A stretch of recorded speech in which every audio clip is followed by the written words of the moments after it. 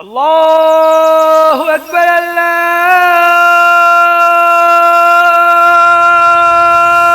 अकबर अशहदु अल्ला इलाहा इल्लल्लाह। हमेशा की तरह उन्होंने सुबह उठकर नमाज अदा की और हमने उनके लिए चाय बनाई।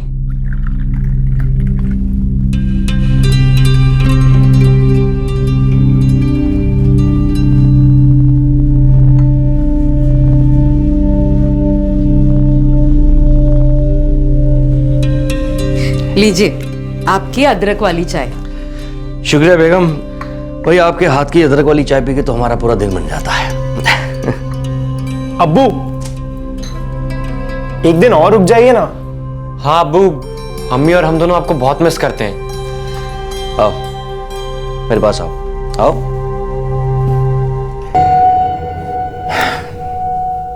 जाने का मन तो हमारा भी नहीं है, लेकिन दुबई का कारोबार है ना, वो भी तो संभालना है ना।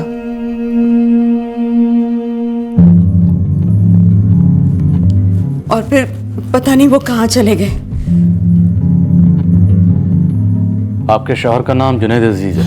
जी, हम फरजाना और ये हमारे दोनों बेटे हैं, अशफाक और हाशिम। उनका सेल फोन आप लोगों को उनके कमरे में मिला? जी, हम रेस्टोरेंट जाने से पहले अब्बू के कमरे में गए थे, उनसे ये पूछने के लिए कि वो हमारे साथ चलेंगे या नहीं।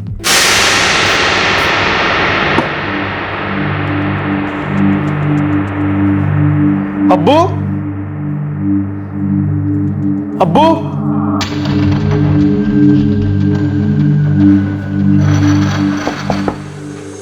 अब्बू,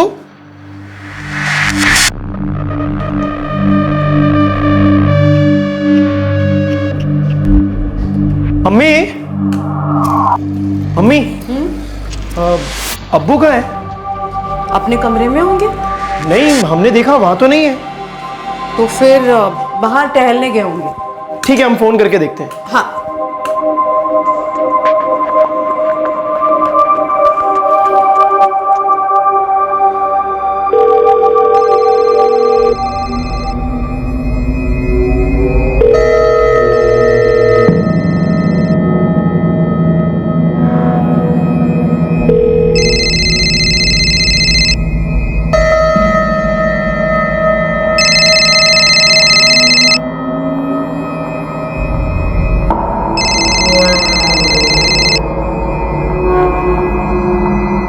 हमें लगा अब्बू अपना फोन घर भूलकर टहलने चले गए, इसलिए हम रेस्टोरेंट निकल गए।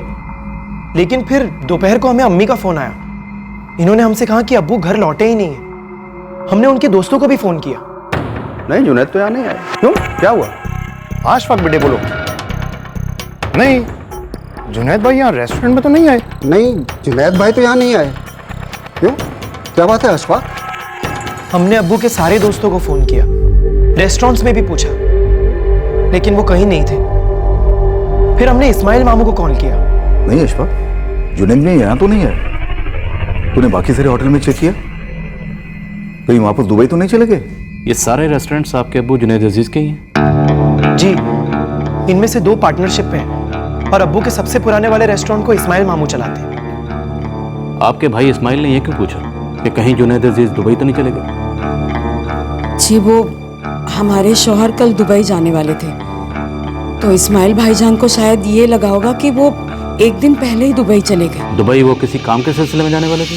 दरअसल उनका वहाँ एक बहुत बड़ा रेस्टोरेंट है जिसे वो खुद संभालते हैं। तो आप लोगों ने दुबई फोन करके पूछा कि वो वहाँ गए हैं या नहीं? दुबई में वो कहाँ रहते हैं, किसके साथ?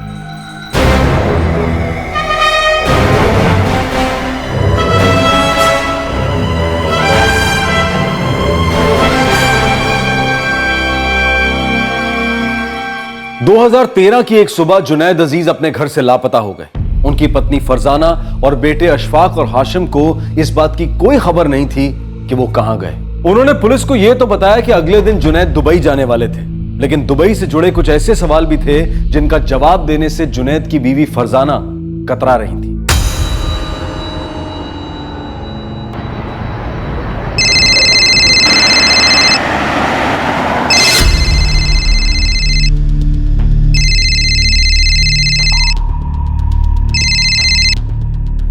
हेलो, अशफाक बोल रहे हैं। बोलो। अब्बू वहाँ है क्या? नहीं तो अजीज साहब तो कल आने वाले हैं। क्यों, क्या हुआ? जी हमने दुबई भी कॉल किया था। दुबई किसको फोन किया था?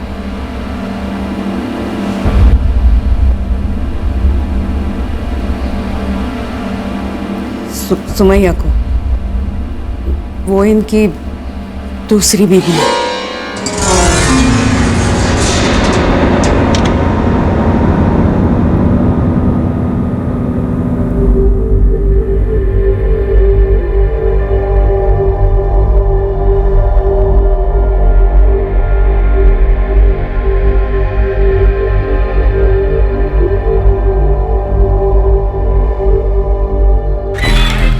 सर, जुनैद अजीज अपना फोन घर पर ही छोड़ के गए हैं। मैंने उन सारी जगहों पे पता किया जहां वो अक्सर जाया करते हैं, लेकिन लगता नहीं कि वो इनमें से किसी भी जगह पर गए होंगे।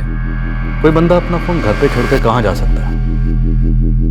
कहीं ऐसा तो नहीं वो खुद अपनी मर्जी से कहीं चले गए ताकि उनके घर वाले उन्हें ढूंढ ही ना पाए? सर, ऐसा भी तो हो सकता है कि उनकी दूसरी पत्नी सुमैया की वजह से कोई अनबन हुई हो और उनके घर वाले हमें पूरा सच ना बता रहे हो। देखते हैं। उनके लिए बेहतर तो यही होगा कि वो खुद ब खुद सारा सच बता दें, वरना हमें अपने तरीके से सच उगलवाना पड़ेगा।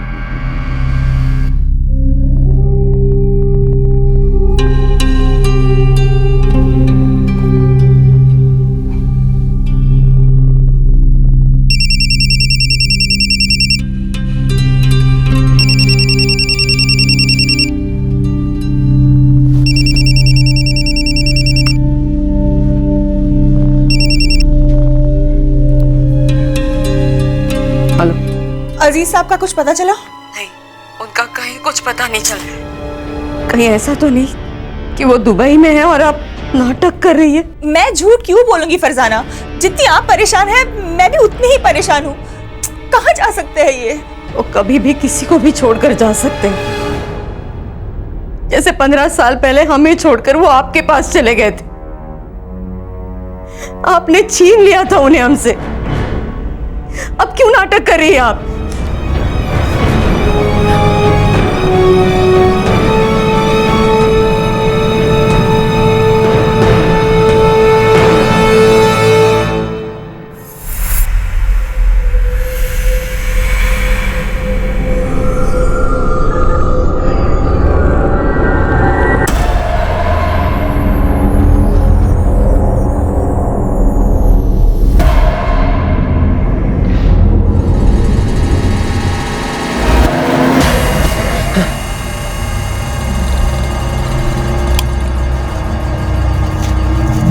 क्या हुआ? इतना डरा हुआ क्यों है? कुछ नहीं, बुरा ख्वाब था। कोई बात नहीं, चल सो जा।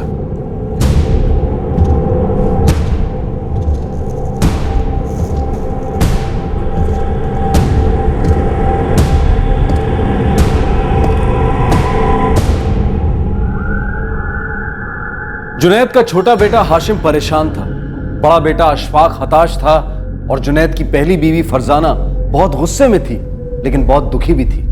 और वही हाल जुनैद की दूसरी बीवी सुमैया का था। लेकिन जुनैद कहां था? वो किस हाल में था? फरजाना जी, सच सच बताइए, कहीं ऐसा तो नहीं कि आपके शौहर जुनैद अजीज अपनी मर्जी से कहीं चले गए? I mean, आप दोनों के बीच में कोई बात हुई हो, कोई झगड़ा हुआ हो, जिसकी वजह से उन्होंने ये डिसाइड किया और चुपचाप बिना किसी को कुछ बताए घर से कहीं चले गए? ये कैसी बातें कर रहे हैं आप? देखिए, जो कुछ भी हुआ था वो हमने सब कुछ आपको बता दिया और वो हमारे शौहर हैं।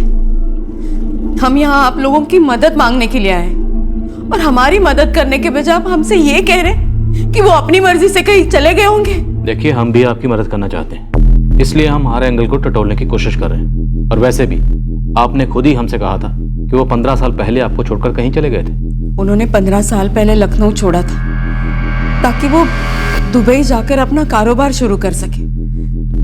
उन्होंने हमें ऐसे ही नहीं छोड़ दिया था। अब फरजाना जी, चाहे ऐसे छोड़ा या वैसे छोड़ा, लेकिन सच तो यह है कि उन्होंने आपको छोड़ा था। और वैसे भी वो लखनऊ से दुबई अपना कारोबार शुरू करने गए थे, लेकिन उन्होंने तो कारोबार के साथ साथ अपनी दूसरी जिंदगी भी शुरू कर ली वहां पे, सुमैया के साथ निकाह करके, और वहीं बस गए। देखिए, उन्होंने दूसरा निकाह जरूर किया था, लेकिन ये बात उन्होंने हमसे छुपाई भी नहीं थी।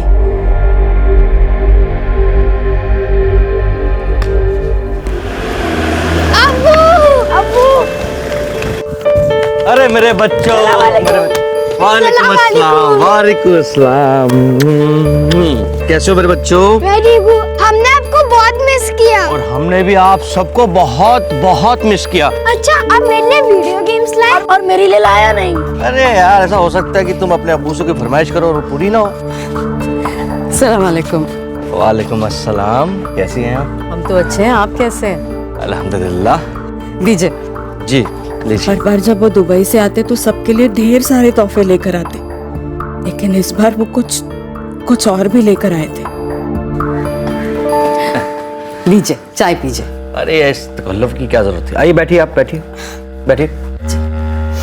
कैसा लगा आपको ये सब? बहुत ही बढ़िया। ये स्पाइडरमैन मेरा। हाँ, ये कार देख। वाओ वाओ, देख कितनी बड़ी कार है ये। हाँ, ये वाओ, फार्मूला 1। देख बाइक, मैं तो अभी इससे खेलूंगा। मैं भी। ये मस्त है ना ये।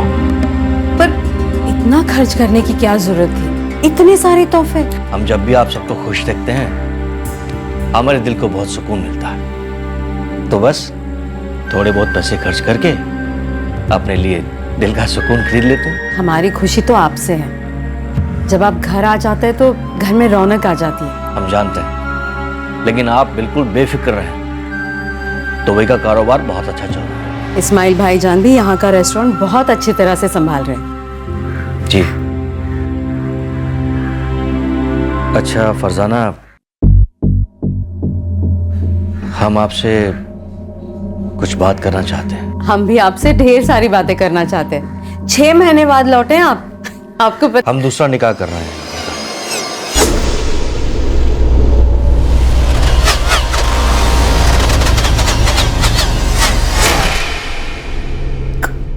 कौन है वो? सुमैया नाम है उसका। क्या आपकी बीवी मान जाएगी? हाँ भाई, हम उन्हें मना लेंगे, आप हमारा यकीन मानिए। जब तक आपकी बीवी नहीं मानती, मैं आपसे निकाह नहीं करूंगी। अल्लाह के लिए ऐसा मत कीजिए।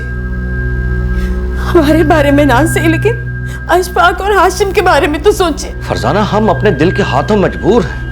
हम सुमैया से बेहद मोहब्बत करते हैं। इसका मतलब आप हमसे मोहब्बत नहीं करते? नहीं फरजाना, ऐसी बात नहीं है। हमारी बात को समझने की कोशिश करो। देखो, इस निकाह के बाद भी कुछ नहीं बदलेगा, लेकिन हम सुमैया से निकाह करना चाहते हैं और ये निकाह जरूर होगा। मैं मानती हूँ जुनैद, लेकिन फरजाना को यही लगेगा ना कि आपने उन्हें धोखा दिया।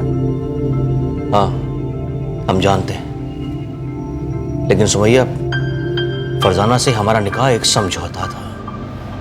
उन दिनों हमारी अम्मी जान बहुत बीमार थी। वो चाहती थी कि उनके इंतकाल से पहले हमारा निकाह हो जाए। बस उन्हीं के लिए हमने फरजाना से निकाह किया था। लेकिन हमारी बात का यकीन मानो, अब हम सिर्फ और सिर्फ तुमसे मोहब्बत करते हैं और हम इस रिश्ते को एक नाम देना चाहते हैं, शादी का। फरजाना, हमारी बात का यकीन मानो, इस निकाह के बाद कुछ नहीं बदलेगा, कुछ भी नहीं। हम आज भी अशफाक और हाशिम के अब्बू हैं और हमेशा रहेंगे। जितना प्यार उन्हें हम आज करते हैं, उतना हमेशा करते रहेंगे। और हकीकत यह है कि दुनिया की कोई भी ताकत हमें हमारे बच्चों से मोहब्बत करने से नहीं रोक सकती।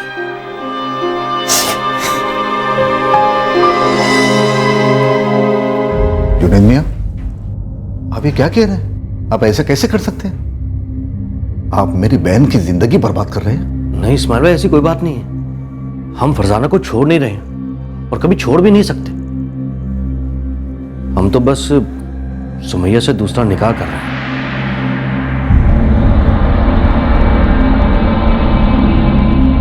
मियां, ऐसा मत करो। फरजाना भाभी जान सारी उम्र हमें कोसेंगी। वो हम थे जो तुम्हें दुबई लेकर गए थे। हंसता खेलता घर है तुम्हारा, क्यों अपने हाथों से आग लगाना चाहते हो? मैंने कहा ना, ये दिल का मामला है, तुम नहीं समझोगे। लेकिन हम फैसला कर चुके हैं। सच?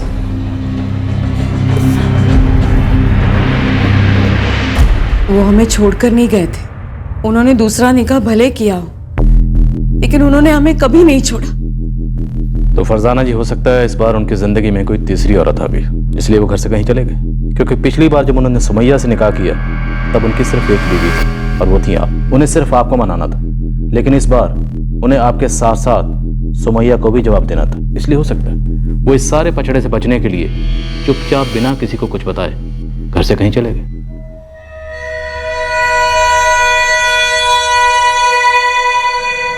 The number you have called is currently not reachable.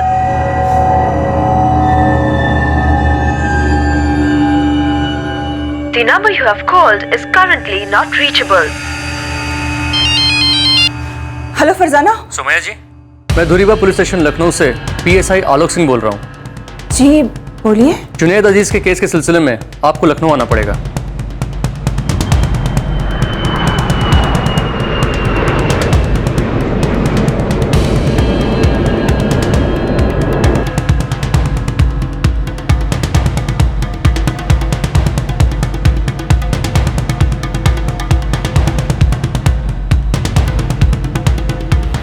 ये आप कैसी बातें कर रहे हैं सर? सुमैया जी, वही कह रहा हूं जो पहले एक बार हो चुका है। पिछली बार उन्हें आपसे प्यार हुआ और उन्होंने अपनी बीवी और दोनों बच्चों को छोड़कर आपसे निकाह कर लिया। क्वाइट पॉसिबल कि इस बार उन्हें किसी और से प्यार हो गया हो और वो अपनी दोनों बीवियों को छोड़कर अपनी मर्जी से कहीं चले गए हों और हम उन्हें यहाँ ढूंढ रहे हैं। सर, वो दुबई मेरे पास आने वाले थे और उनके गुमशुदा होने के 2 दिन पहले ही मेरी उनसे बात हुई थी। सुमैया, परसों हम यहाँ से निकल रहे हैं दुबई के लिए। सुबह 8:40 की फ्लाइट है। लेकिन आप जल्दी आइए ना। आपको पता है ना मैं आपको कितना मिस करती हूँ। 1 महीना हो गया है जुनैद। हम जानते हैं और हम भी आपको बहुत मिस करते हैं, लेकिन आप फिक्र ना करें। परसों हम आपके पास पहुंच रहे हैं ना, आने के बाद सारा का सारा वक्त हम आपके साथ बिताएंगे। काम हम सब बाद में।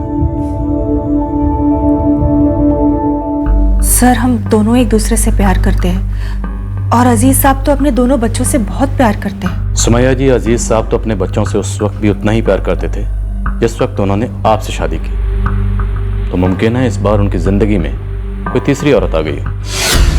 नहीं, मैं नहीं मानती। वो ऐसा नहीं कर सकते। आपको क्या लगता है कहाँ गए होंगे वो?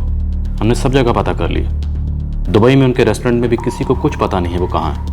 अभी तक उन्होंने किसी से कोई कांटेक्ट नहीं किया। यही बात तो मुझे भी खाई जा रही है। इतना बड़ा बिजनेस है उनका। यहाँ लखनऊ में इतने सारे रेस्टोरेंट्स हैं उनके, दुबई में उनका एक बहुत बड़ा रेस्टोरेंट है। ये सब छोड़कर वो ऐसे कैसे कहीं जा सकते हैं?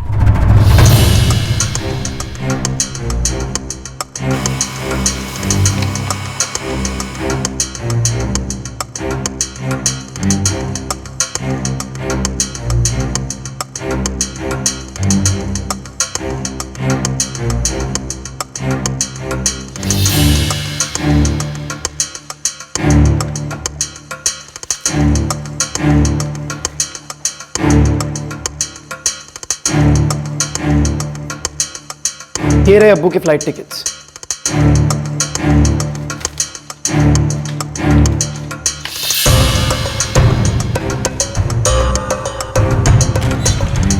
सर, मैंने जुनैद अजीज के सारे फोन रिकॉर्ड चेक कर लिए हैं। उनके पास बस यही एक नंबर था। जी, कोई और नंबर तो नहीं था। वो जब भी इंडिया आते यही नंबर यूज करते। अगर कोई और नंबर होता तो हमें जरूर पता चलता। नहीं सर, जब भी वो लखनऊ आते थे मुझे इसी नंबर से फोन करते थे। उनका कोई और नंबर नहीं है। सर, मैंने सारे एयरलाइंस में पता कर लिया है। जुनैद अजीज के नाम से कोई बुकिंग नहीं थी और लखनऊ से निकलने वाली किसी भी ट्रेन में इस नाम का कोई रिजर्वेशन नहीं था। इतना स्टैब्लिश आदमी ये सब करेगा क्या? वो भी 51 साल की उम्र में। कहीं कुछ और बात तो नहीं है? क्या ये केस महज एक आदमी के घर छोड़ के जाने का केस है या फिर इस केस के अंदर एक दूसरा केस छुपा हुआ? I mean, उस आदमी का सिर्फ लखनऊ में नहीं, दुबई में भी अच्छा खासा बिजनेस है। अगर उसके रेस्टोरेंट्स की वैल्यू निकाली जाए तो ये आदमी करोड़ों का मालिक है।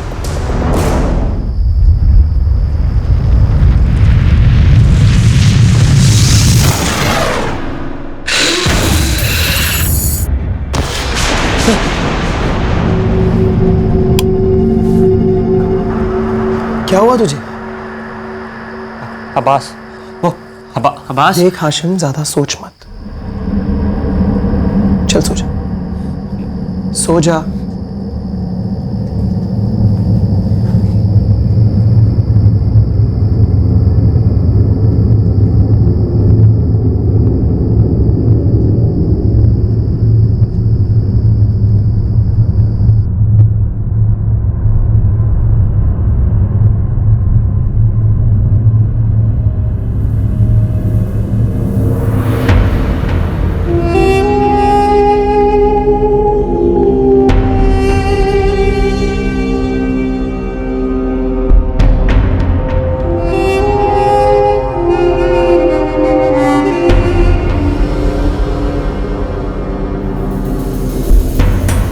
लीजिए आपकी अदरक वाली चाय। शुक्रिया बेगम।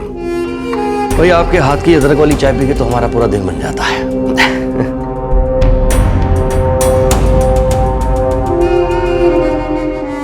कुछ दिन बीत गए लेकिन जुनैद अजीज का कुछ पता नहीं चला। वो अपने पीछे अपनी पहली बीवी फरजाना, 2 बेटे अशफाक और हाशिम और अपनी दूसरी बीवी सुमैया को छोड़ गए थे। सब लोग उनके जाने से दुखी थे और हर पल उनके लौटने की दुआ मांग रहे थे। लेकिन क्या जुनैद अजीज कभी वापस आ पाए? विधुर गुप्ता, जुनैद अजीज का खास दोस्त, जिसके साथ उसने अपना एक रेस्टोरेंट खोला था। जी हमें भी कुछ समझ नहीं आ रहा है। हम उनके रेस्टोरेंट को चलाते हैं और जो भी मुनाफा होता है वो हम आपस में बांट लेते हैं। जुनैद भाई हर 6 महीने में लखनऊ आते हैं और तब हमारी मुलाकात जरूर होती है। राजेश खत्री, जुनैद अजीज का दोस्त और एक दूसरे रेस्टोरेंट में उसका पार्टनर। सर मैं तो जुनैद भाई के रेस्टोरेंट का एक कस्टमर था, जो अब उनके साले साहब इस्माइल चलाते हैं। वहीं उनसे मेरी दोस्ती हो गई थी। मैं काम ढूंढ रहा था और वो काम बढ़ाने के मूड में थे, तो हम दोनों ने मिलके ये रेस्टोरेंट खोल लिया, जिसका जो भी मुनाफा होता था उसका 55% मैं रख लेता था, क्योंकि मैं सारा काम देखता था, और 45% जुनैद भाई को जाता था। लेकिन रेस्टोरेंट में सारा पैसा तो जुनैद अजीज का लगा था। हाँ, लेकिन हमारे बीच सब कुछ 5 साल पहले ही तय हो गया था, जब जुनैद भाई ने ये रेस्टोरेंट खोला था। हमने उनका बैंक अकाउंट चेक किया। 2 महीने पहले उन्होंने आपको 25 लाख रुपए दिए थे। हाँ, वो मेरी कपड़े की दुकान में मुझे काफ़ी नुकसान हो गया था, तो मैंने जुनैद भाई से 25 लाख रुपया लिया था, ये कह के कि मैं उनका रुपया 8-10 महीने में लौटा दूंगा। वो रुपया मैंने उनसे कर्ज में लिया था। लेकिन आप ये सवाल मुझसे क्यों पूछ रहे हैं? जी हम उनके साले हैं और पिछले 27 साल से इस रेस्टोरेंट की जिम्मेदारी हम संभाल रहे हैं। हमारी बहन फरजाना के साथ जब जुनैद मियाँ का निकाह हुआ तो इस रेस्टोरेंट को जुनैद मियाँ के मरहूम अब्बू चलाते थे। उनके गुजरने के बाद जुनैद मियाँ ने संभालना शुरू किया और फिर जैसे ही कारोबार बढ़ता गया तो इस रेस्टोरेंट की जिम्मेदारी जुनैद मियाँ ने हमें सौंप दी। आपके बहनोई ने आपकी बहन के होते हुए भी सुमैया से दूसरी शादी कर ली। आपको बुरा नहीं लगा? बुरा तो लगा सर, लेकिन सच है जुनैद मियाँ एक बहुत ही नेक इंसान है। उन्होंने दूसरा निकाह तो कर लिया पर मेरी बहन से और अपने बेटों से कभी नजरें नहीं फेरी। जी हम बचपन के दोस्त थे। जुनैद के अब्बा और हमारे अब्बू जान भी आपस में बहुत अच्छे दोस्त थे। तो आप थे जो जुनैद अजीज को दुबई लेकर गए थे? जी, हम दुबई में काम करते थे। रेस्टोरेंट बिजनेस के लिए दुबई बहुत अच्छी जगह है और यही बात हमने जुनैद को बताई थी। जुनैद अपना कारोबार बढ़ाना चाहता था, इसीलिए वो भी दुबई चला गया। और दुबई जाने के बाद जुनैद अजीज की मुलाकात सुमैया के साथ हुई। सर आप घुमा फिरा के क्यों बात कर रहे हैं? आप कहना क्या चाहते हैं? जुनैद के साथ कुछ बुरा हुआ है? कहाँ है वो सर? ये तो आप हमें बताइए कि वो कहाँ है। अभी आप ही ने कहा कि आप दोनों बचपन के यार हैं, तो जाहिर है आपको अच्छी तरह से पता होगा कि जुनैद अजीज इस वक्त कहाँ है। और आपको ये क्यों लगा कि जुनैद अजीज के साथ कुछ बुरा हो सकता है?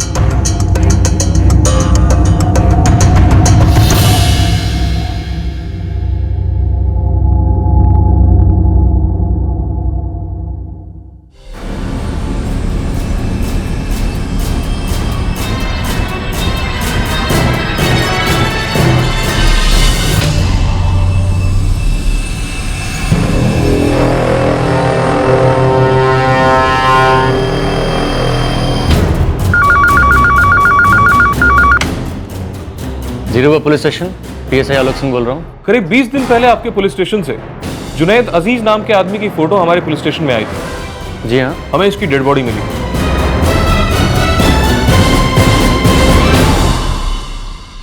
दो दिन पहले कानपुर के एक सुनसान इलाके से एक आदमी ने पुलिस को फोन करके यह बताया कि एक बोरी के अंदर से बहुत ही गंदी बदबू आ रही है।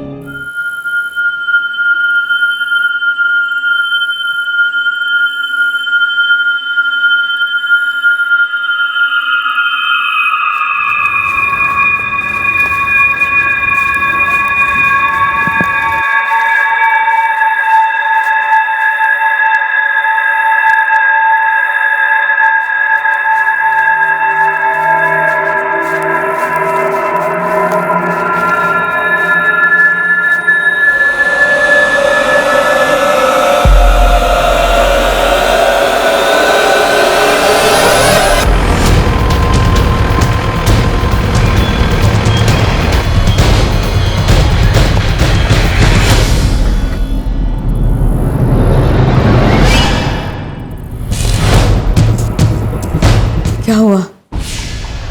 क्या कहा पुलिस ने? आप हमें कुछ बता क्यों नहीं रहे? क्या कहा पुलिस ने?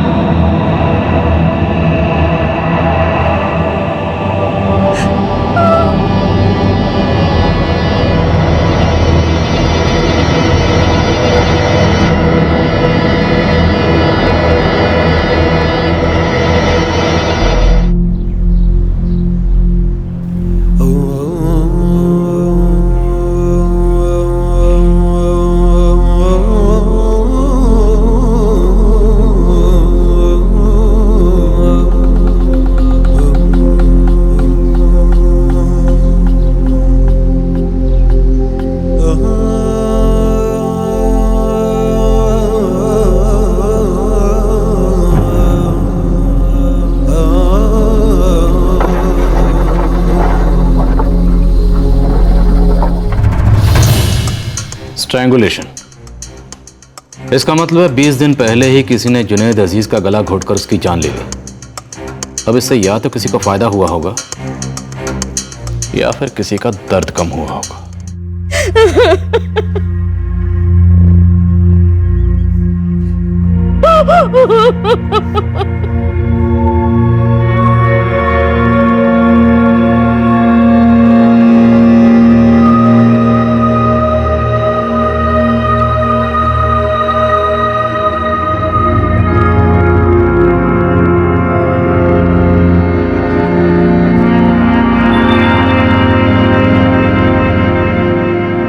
हमें आपकी बहन फरजाना से मिलना होगा। देखिए, आप अम्मी से इस वक्त नहीं मिल सकते, वो इद्दत में है। और वैसे भी अब आपको उनसे क्या बात करनी है? ये एक मर्डर केस है और हमें पूछताछ करनी पड़ेगी और आप लोगों को कोऑपरेट करना पड़ेगा।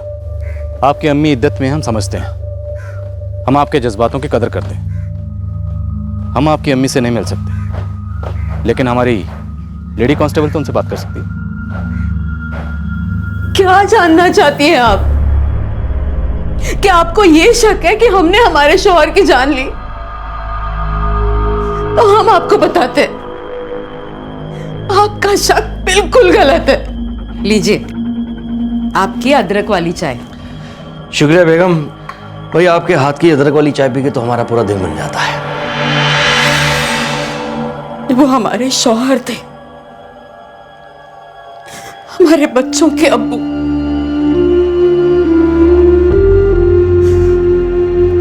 प्यार करते थे हम उनसे।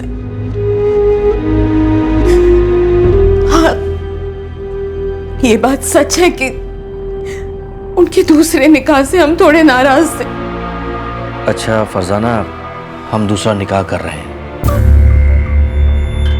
सुमैया से उनके रिश्ते को लेकर अगर हम उनकी जान लेना चाहते तो 15 साल पहले मार चुके होते हम उन्हें। अब क्यों? और वो भी इस उम्र में, जब हमें उनकी सबसे ज्यादा जरूरत थी। तब क्यों मारेंगे हम उन्हें? अपने अब्बू जुनैद अजीज का कत्ल तुमने किया। सर, हम अपने अब्बू को क्यों मारेंगे? प्रॉपर्टी के लिए? अरे वो तो वैसे भी हमारे और हाशिम के नाम होने वाली थी। देखिए सर, हमारे दिल में ना ही तो अपने अब्बू के लिए नफरत है और ना ही गुस्सा। तुमने हमें बताया था कि जुनैद अजीज अपने फोन को अपने कमरे में छोड़कर चुपचाप कहीं चले गए। वो ऐसा क्यों करेंगे? अरे सर, हमें कैसे पता? हम तो खुद ये पता करने की कोशिश कर रहे हैं कि अब्बू इतनी सुबह सुबह कहाँ गए होंगे। हम भी यही पता करने की कोशिश कर रहे हैं कि आखिर वो बिना किसी को कुछ बताए चुपचाप कहाँ चले गए। इसलिए हमने उनका फोन चेक किया और उनके फोन में एक भी कॉल ऐसी नहीं है जो इस तरफ इशारा करे कि किसी ने उन्हें चुपचाप बाहर बुलाया और मार दिया। देखिए सर, अगर आपको अपनी तहकीकात में कुछ नहीं मिल रहा तो इसका मतलब ये नहीं कि आप हम पर शक करें कि हमने अपने अब्बू को मार दिया। तुम पर शक करने की हमारे पास ठोस वजह है। तुम्हारे अब्बू जुनैद अजीज ने दुबई में जब उस सुमैया से शादी की थी तब तुम्हें बहुत बुरा लगा। तुम्हें उन पर बहुत गुस्सा भी आया था।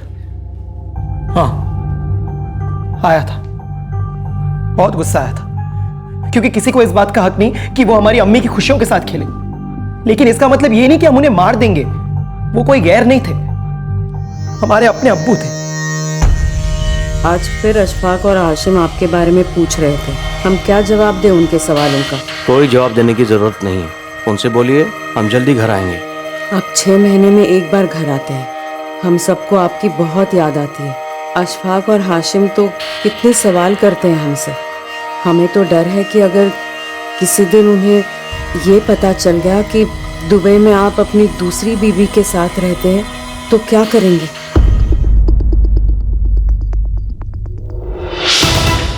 ऐसा कुछ भी नहीं होगा। आप सुमैया के साथ खुश तो है ना? अब हम आपको क्या बताएं बेटा? सच, हम सच जानना चाहते हैं अम्मी। सच तो ये है कि जब आप 10 साल के थे और हाशिम 8 साल के, तब आपके अब्बू ने वहां दुबई में सुमैया से दूसरा निकाह कर लिया। वो उनकी दूसरी बीवी है बेटा। और हम आज तक ये सोचते रहे कि न जाने क्यों अब्बू को दुबई जाने की जल्दी रहती, क्यों वो हमारे साथ वक्त नहीं बिताते, क्यों आज तक उन्होंने हमें दुबई नहीं बुलाया। इन बातों को लेकर दिल खट्टा करने से कोई फायदा नहीं है बेटा। बहुत साल बीत गए और अब तो हमने भी हालात से समझौता कर लिया है। हाँ, हम गुस्सा थे, बहुत गुस्सा थे, और जब तक दिल की भड़ास ना निकले तब तक गुस्सा खत्म नहीं होता। किसी के समझाने से तो बिल्कुल भी नहीं। इसीलिए हमने अपने दिल की भड़ास अपने अब्बू पर निकाल दी। क्यों किया अब्बू आपने ऐसा? क्यों? अशफाक बेटा, हम सुमैया से मोहब्बत करने लगे थे। जिस स्कूल में अक्सर हम पैसे डोनेट करने जाते थे वहां पर सुमैया टीचर थी। पता ही नहीं चला हम दोनों कब एक दूसरे के करीब आ गए और एक दूसरे से मोहब्बत करने लगे। बेटा, हम उसे छोड़ नहीं सकते। इसलिए आपने अम्मी को छोड़ दिया? बेटा अशफाक, तुम्हें हमसे नाराज होने का पूरा हक है, लेकिन बेटा हमने तुम लोगों को आज तक किसी भी चीज की कोई कमी नहीं होने दी। हमें समझने की कोशिश, हमें समझाने की कोशिश मत कीजिए। हम अब्बू से नाराज थे, बहुत नाराज थे, लेकिन अपनों से कोई कितने दिन तक नाराज रह सकता है? कुछ ही दिनों में हमारा गुस्सा उतर गया और हम अब्बू के पास दुबई चले गए। उनके रेस्टोरेंट में काम भी किया। हम भी उसी घर में रहते थे जहां सुमैया रहती थी। अब्बू, हाँ बेटा अशफाक बोलो। वो हम लखनऊ वापस जा रहे हैं। वापस जा रहे? लेकिन क्यों? बस यूं ही, यहाँ दिल नहीं लग रहा है। और वैसे भी हमने सोचा है कि अम्मी और हाशिम के साथ ही रहेंगे और साथ ही साथ आपके रेस्टोरेंट्स भी संभाल लेंगे। सुमैया, मैंने कुछ नहीं कहा। जी नहीं, इन्होंने कुछ नहीं कहा। ये हमारा फैसला है। बस कुछ ही दिनों का गुस्सा था, फिर हमारे बीच सब कुछ ठीक हो गया। और हाशिम, वो भी अपने अब्बू से इतने ही गुस्से में था जितने के तुम? जी, गुस्सा तो वो भी था, लेकिन वो छोटा है। वो अब्बू के बहुत करीब था, बहुत ज्यादा करीब।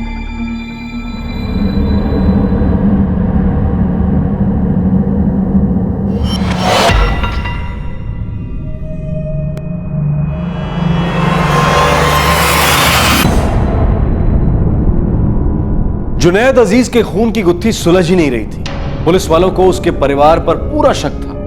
उनके पास जुनैद अजीज को मारने की वजह भी थी, लेकिन फिर भी पुलिस को ऐसा कोई सुराग नहीं मिला था जो इस बात की तरफ इशारा कर सके कि ये खून किस लिए किया गया था और किसने किया था।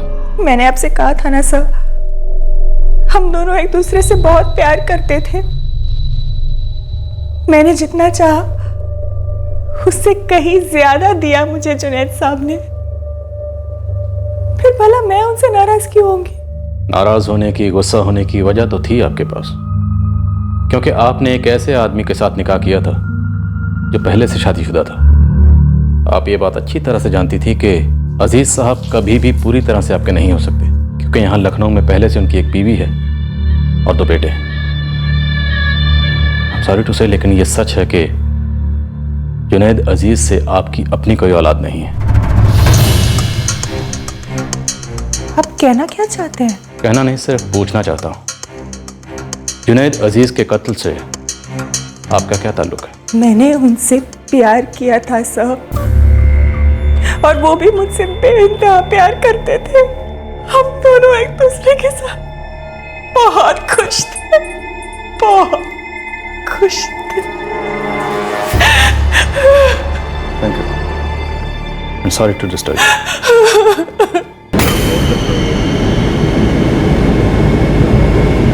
जुनैद अजीज का कत्ल करने की वजह सबके पास है, लेकिन सब मना कर रहे हैं। सब ऐसे दिखा रहे हैं जैसे हम साथ साथ हैं। जुनैद अजीज का बिजनेस करोड़ों का है, कहीं उसकी हत्या के तार उसके बिजनेस से तो नहीं जुड़े हैं? उसके बिजनेस का फायदा तो उसके दोनों बेटों को है, लेकिन उसके दोनों बेटे तो वैसे भी उसके वारिस हैं। सर, वो उनका मामू इस्माइल, वो भी तो जुनैद अजीज का एक रेस्टोरेंट संभालता है। आप एक ही सवाल बार बार पूछ रहे हैं। वो हमारी बहन के शौहर थे। लेकिन आप उनके रेस्टोरेंट में सिर्फ मैनेजर थे, मालिक नहीं थे आप। तो आपका ये कहना है कि उन्हें मारकर हम उस रेस्टोरेंट के मालिक बनना चाहते थे? क्यों नहीं? हो सकता है आपके दिल में मालिक बनने का लालच जाग गया। आपके बहनों के गुजरने के बाद सब कुछ आपकी बहन और उनके बच्चों का है, और उन्हें बहला फुसला कर सब कुछ अपने नाम करवाना आपके लिए मुश्किल काम नहीं है। देखिए, गलत जगह पर हाथ पैर मारकर सही चीज हाथ नहीं आएगी। हमारा जुनैद मियां के कत्ल के साथ कोई लेना देना नहीं है।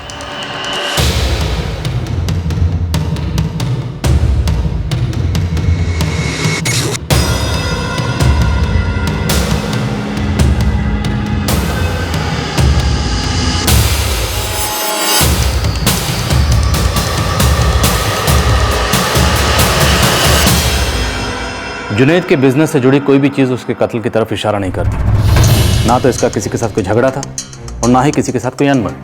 होगी भी कहाँ से सर? जुनैद अजीज अपने सारे बिजनेस पार्टनर्स का बहुत अच्छे से ख्याल रखता था, प्रॉफिट में सबको अच्छा हिस्सा मिल रहा था। और वैसे भी ये आदमी ज़्यादातर दुबई में रहता था, लखनऊ में नहीं। फिर ऐसे में किसी से इतनी गहरी दुश्मनी कैसे हो सकती है कि कोई इसकी जान ले ले? ये शख्स 1 महीना पहले दुबई से लखनऊ वापस आया। इसके लौटने के 1 दिन पहले इसका कत्ल हो गया, और घर में किसी को इस बात की भनक भी नहीं कि वो सुबह उठ के कहाँ गया और वापस क्यों नहीं आया, और कोई इसे मार के कानपुर के जंगलों में फेंक देता है। शायद ऐसा भी हो सकता है कि कोई नहीं चाहता हो कि वो दुबई जाके मरे। वो चाहता हो कि शक की सुई लखनऊ में ही घूमती रहे, दुबई की तरफ इशारा ही ना करे। दुबई में तो इसका एक ही करीबी है, इसकी दूसरी बीवी सुमैया।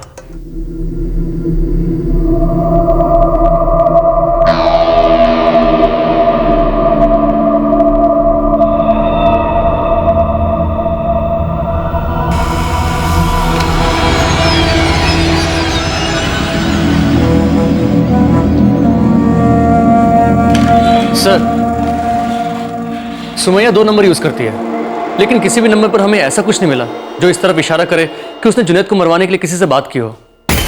पॉसिबल है इस कत्ल की प्लानिंग 1 महीना पहले ही कर ली गई हो और उसी वक्त ये भी तय कर लिया गया हो कि जुनैद अजीज के दुबई लौटने से ठीक 1 दिन पहले उसे मार दिया जाएगा। पॉसिबल है कि लखनऊ में सुमैया का या तो कोई रिश्तेदार है या किसी से बहुत अच्छी दोस्ती है जिसने सुमैया के कहने पर इस काम को अंजाम दिया है। सर, यहाँ लखनऊ में तो सुमैया को जानने वाला सिर्फ एक ही इंसान है और वह अशफाक, क्योंकne अशफाक कुछ दिनों तक दुबई में सुमैया के घर पे ही रहा था। इस अशफाक के पीछे लगाओ किसी को। कच्चा चिट्ठा निकालो इसका। सर।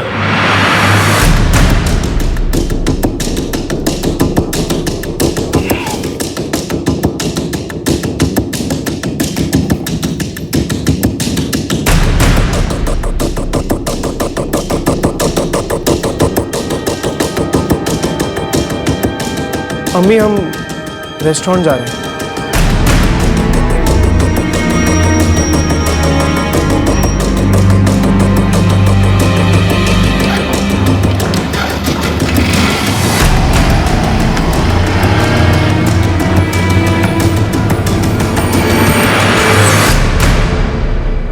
शायद जुनैद के घर में ही उसका हत्यारा छुपा था।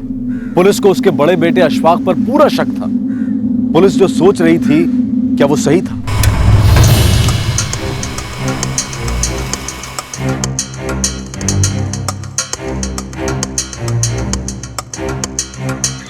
सर, अशफाक पिछले 8 महीने में लखनऊ से बाहर कहीं नहीं गया। फिर भी नजर रखो उस पर। Yes sir.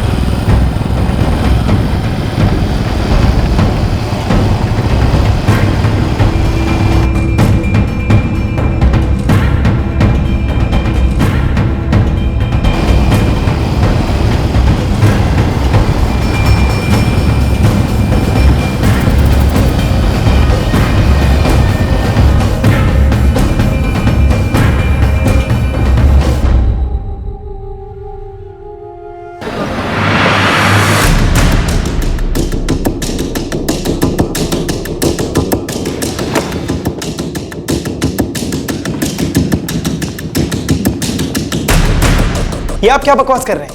एक बार फिर से दोहराऊं, अपने अब्बू की जान तुमने ही ली है। देखिए, आप इस तरह हमारे घर आकर हम पर ही इल्जाम नहीं लगा सकते। क्या सबूत है आपके पास? तुम्हारे इसी घर में तुमने अपने अब्बू की जान ली, क्योंकि जिस दिन उनका कत्ल हुआ जुनैद अजीज घर से कहीं गए नहीं। वो इसी घर में थे जब तुमने उन्हें मारा। ओह, अब समझ में आया। जब आपको हमारे अब्बू के असली कातिल नहीं मिले तो अब आप सारा इल्जाम हम लोगों पर डाल रहे हैं। अब्बू बाहर गए थे। अब्बू बाहर गए हुए थे।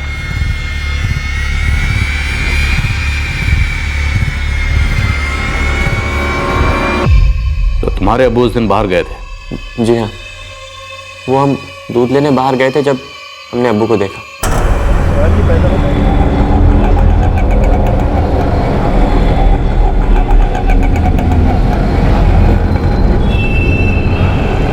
जिस वक्त तुमने उन्हें देखा वो किसके साथ बात कर रहे थे?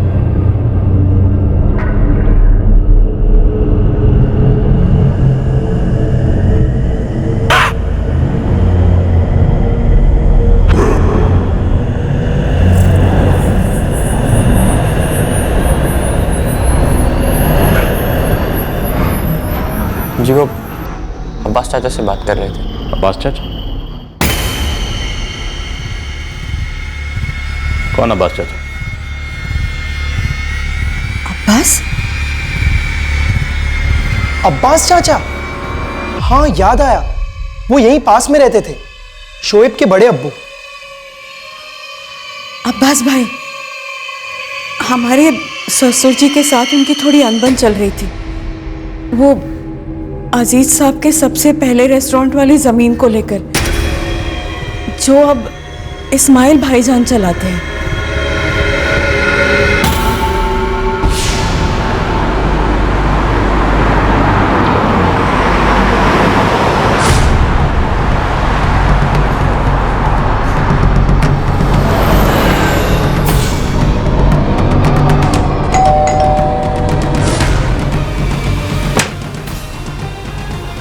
हाँ जी। अब्बास हुसैन का घर यही है? हाँ जी। कहाँ हो? जी? बुलाइए उन्हें, हमें उनसे कुछ बात करनी है। जी, उनको गुजरे हुए 10 साल हो चुके हैं।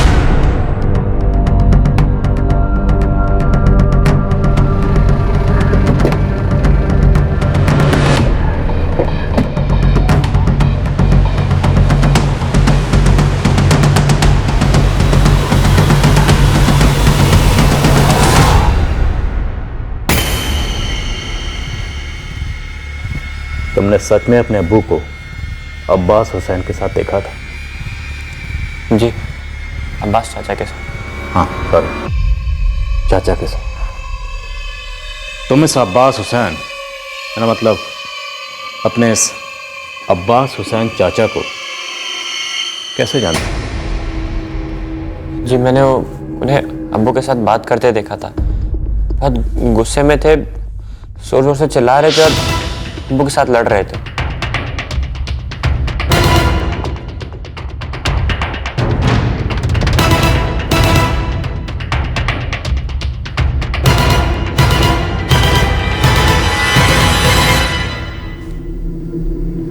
हाशिम ने पुलिस के सामने एक राज से पर्दा हटाया था, जिसे सुनकर पुलिस और भी हैरान हो गई थी।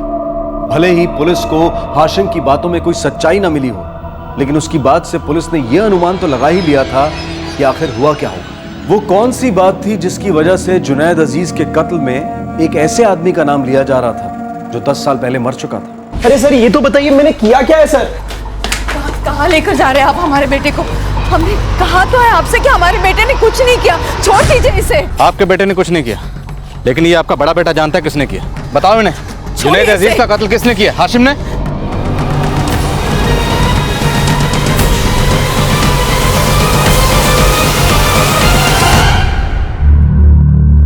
तुम्हारे अब्बू की जान तुम्हारे छोटे भाई हाशिम ने ली। जी नहीं, हाशिम ऐसा कभी नहीं कर सकता। वो ऐसा कर चुका है, और उसने हमें जो कहानी सुनाई थी कि तुम्हारे अब्बू अब्बास हुसैन से मिले थे, वो सब झूठ है। तुम्हारे अब्बू की जान उसी ने ली है, और अब वो हमें गुमराह करने के लिए झूठी कहानियां बना रहा है। कहानियां वो नहीं, कहानियां आप लोग बना रहे। पहले आप लोगों ने हम पर इल्जाम लगाए, और जब आपको कुछ नहीं मिला तो अब आप उसे इसमें घसीट रहे। देखिए, हमने कहा ना, हाशिम ऐसा कभी नहीं कर सकता। तो कौन कर सकता है? तुम्हारे अब्बू की जान कौन ले सकता है? और हाशिम को यह झूठी कहानी बताने के लिए किसने कहा था? तुमने?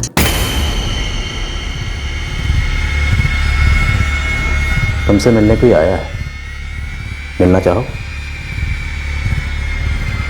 लेके आओ।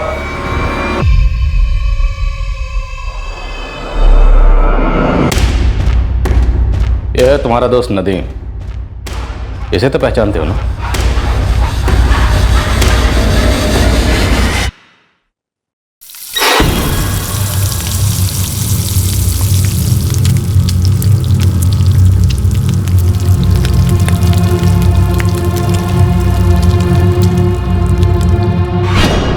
पहचान लिया ना? अब तुम्हें कुछ याद भी दिलाता हूं। जिस दिन तुम्हारे अब्बू जुनैद अजीज का कत्ल हुआ, उस दिन तुम्हारा ये दोस्त नदीम तुम्हारे घर पे था। याद आया?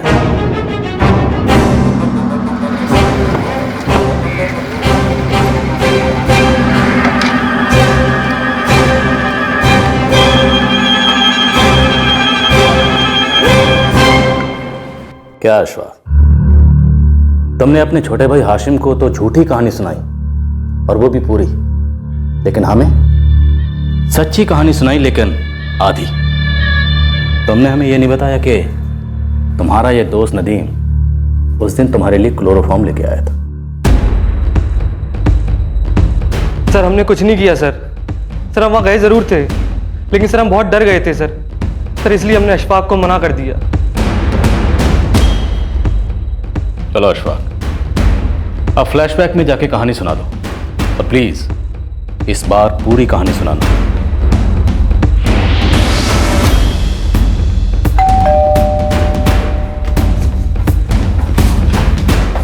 तू लेकर आया? लेकर तो आया हूँ, लेकिन हमसे नहीं हो पाया। हमें बहुत डर लग रहा है। सुन, तुझे पैसे चाहिए ना? बहुत पैसे मिलेंगे। भाईजान, मुझे बहुत डर लग रहा है। देखो, वो आदमी हमें एक फूटी कौड़ी भी नहीं देने वाला। अब तुम क्या चाहते हो कि ये सब कुछ जो भी है वो उठा के उस औरत को दे दे?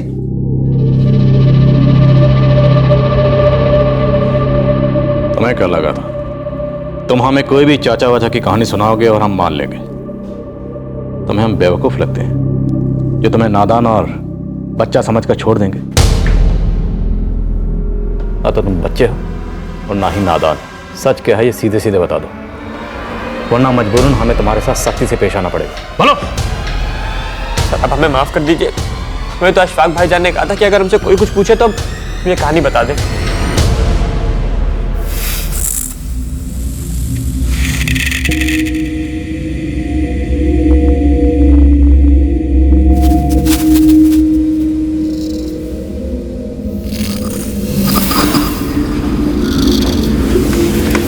अब्बू हमें धोखा दे रहे थे। सारी जिंदगी वो हमसे धोखा ही तो करते आए थे। अम्मी की सारी खुशियां छीन ली उन्होंने, और अब वो हमारा सब कुछ उस औरत सुमैया को देना चाहते थे। हमें हमेशा यही लगा था कि हमारे दोनों बेटे हमें दिलो जान से मोहब्बत करते हैं, लेकिन आज पता चला कि हमारे बेटे हमसे नहीं बल्कि हमारी दौलत से मोहब्बत करते हैं। हमारे बेटों को अगर कुछ चाहिए तो वो है हमारी दौलत, हमारी प्रॉपर्टी, हमारे रेस्टोरेंट्स। अब्बू हमें भी आज तक यही लगता था कि आप हमसे बहुत प्यार करते हैं, लेकिन धोखे के अलावा हमें आज तक आपने और दिया ही क्या है? अम्मी अभी भी घर के सारे काम करती है, अभी भी हम आप ही के मोहताज हैं। आपके रेस्टोरेंट्स का सारा कारोबार संभालते हैं, लेकिन आपने हमें क्या दिया? अच्छा ठीक है, अगर तुम लोगों को यही लगता है कि आज तक हमने तुम लोगों को कुछ नहीं दिया तो फिर सुन लो, अब हम तुम लोगों को कुछ देंगे भी नहीं। अरे एक तुम लोग हो और एक सुमैया है जिसने आज तक हमसे कुछ नहीं मांगा। उसने हमेशा यही कहा हमसे कि हम अपना सब कुछ तुम लोगों को दे दें। हमें लगता था कि तुम लोगों की नजर में हमारी बहुत अहमियत है, लेकिन आज तुम लोगों ने हमें यह एहसास दिलाया कि तुम लोगों की नजर में हमारी कोई अहमियत है ही नहीं। अब्बू हमारी नजरों में आपकी जो अहमियत है वो आपने खुद बनाई है। आज तक आपने हमारी अम्मी के साथ गलत किया, फिर हमारे साथ गलत किया, और अब जब हम आपसे अपना हक मांग रहे हैं तो आप फिर गलत कर रहे हैं। हक? कौन सा हक? किस हक की बात कर रहे हो तुम लोग? ये सब कुछ जो है वो हमने अपनी मेहनत से बनाया है, अपने खून पसीने से। इस पर तुम लोगों का कोई हक नहीं है। और एक बात कान खोल दो, अब मैं तुम लोगों को एक फूटी कौड़ी भी नहीं दूंगा। हमारा जो कुछ भी है वो अब सिर्फ और सिर्फ सुमैया का होगा, सिर्फ और सिर्फ उसका।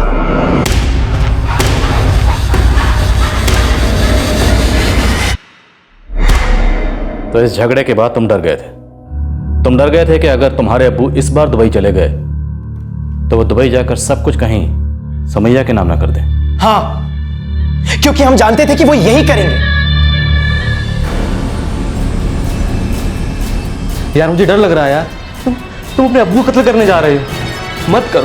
देखो, अगर तुम्हें हमारा साथ नहीं देना तो तुम जा सकते हो, लेकिन हाँ एक बात याद रखो, अगर पुलिस को कोई भी खबर की तो हम भी कह देंगे कि तुम ड्रग्स का कारोबार करते हो।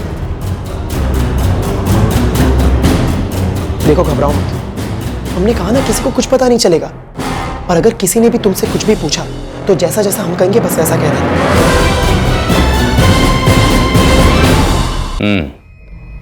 इसका मतलब है तुम शुरू से ही सब कुछ जानते थे और इतने दिनों तक पुलिस को गुमराह कर रहे थे। अब सीधे सीधे ये बताओ, और कौन कौन जानता है?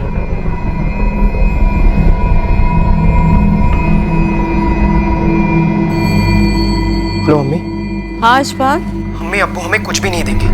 वो दुबई वापस जाने के बाद सब कुछ अपनी उस दूसरी बीवी के नाम कर देंगे, और हम ऐसा होने नहीं दे सकते।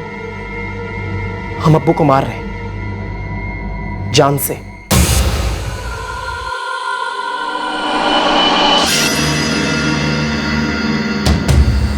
मार डाल। उन्होंने हमें धोखा दिया था, हमसे कभी प्यार नहीं किया, और अब तो हमारे दिल में उनके लिए कोई मोहब्बत नहीं बची। मार डाल।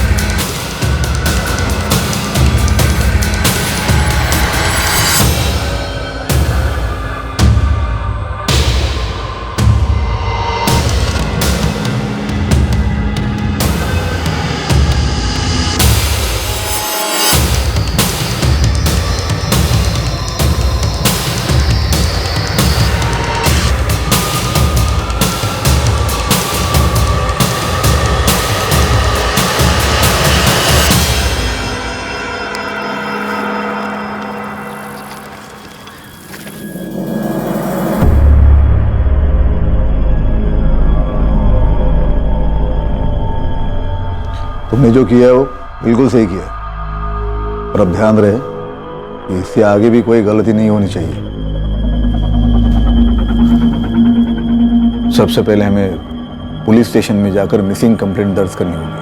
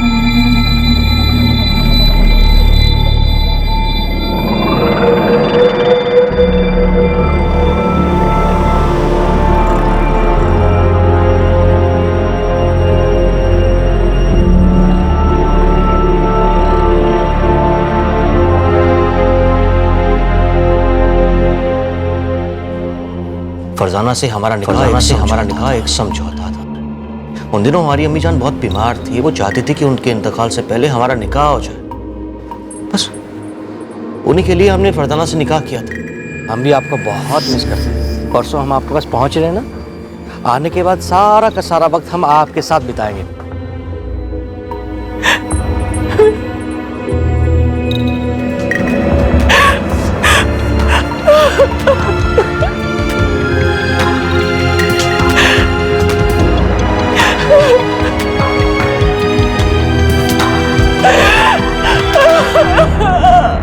अशफाक, उसका छोटा भाई हाशिम, उसकी मां फरजाना और मामा इस्माइल चारों इस वक्त जुडिशियल कस्टडी में हैं। चाहे कोई अपराध हो या अपराधी, ज्यादा दिन तक वो कानून की नजरों से छुपा नहीं रह सकता। कोई सच को छुपाने की कितनी भी कोशिश क्यों ना कर ले, सच आखिर सामने आ ही जाता है। आज जुनैद अजीज का पूरा परिवार सलाखों के पीछे है और अगली सुनवाई का इंतजार कर रहा है। कहते हैं एक बार जो जाने का मन बना ले उसे रोका नहीं जा सकता। तो क्या उस इंसान को वापस पाने के लिए सारी हदें पार कर जाना सही है, या फिर उस इंसान के वापस ना आने पर उसके लिए अपने दिल में नफरत पालना सही है? जुनैद के घर वालों को पहले यह डर था कि दूसरी शादी के बाद जुनैद शायद उन्हें अनदेखा कर देंगे, और फिर इस डर में कि शायद जुनैद अपनी प्रॉपर्टी में से किसी को कोई हक नहीं देंगे, उन्होंने जुनैद की जान ले ली। लेकिन यह सब करके किसी को क्या हासिल हुआ? अपने पिता या पति पर उसकी दूसरी शादी के लिए गुस्सा बिल्कुल जायज है, यह बात किसी को भी बुरी लग सकती है, लेकिन गुस्से, लालच या डर में किसी की जान ले लेना यह जायज नहीं। आपसे फिर मुलाकात होगी क्राइम पेट्रोल सतर्क में एक और नए केस के साथ। तब तक अपना ख्याल रखें, सुरक्षित रहें और याद रखें, सही वक्त, सही कदम, सतर्क रहें। जय हिंद। इस तरह के और भी एपिसोड देखने के लिए हमारे चैनल को सब्सक्राइब करें और बेल आइकन दबाना ना भूलें।